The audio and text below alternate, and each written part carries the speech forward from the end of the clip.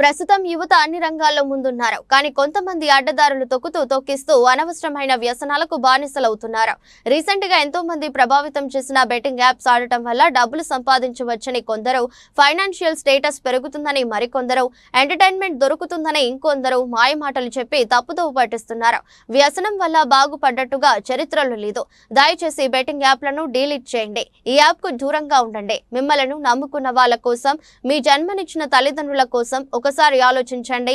ఇలాంటి యాప్లను ప్రమోట్ చేసే వాళ్ళపై కఠిన చర్యలు తీసుకోవడానికి మన ప్రభుత్వం, సజ్జనార్ సార్ సిద్ధంగా ఉన్నారు.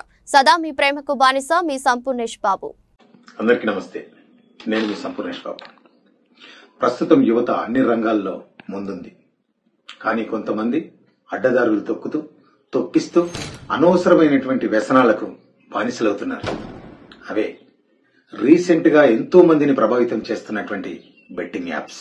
ఇలా బెట్టింగ్ యాప్స్ ఆడడం వల్ల డబ్బులు సంపాదించవచ్చని కొందరు, ఫైనాన్షియల్ స్టేటస్ పెరుగుతుందని మరికొందరు, ఎంటర్టైన్మెంట్ దొరుకుతుందని ఇంకొందరు మనకు మాయమాటలు చెప్పి మనని తప్పుదోవ పట్టిస్తున్నారు.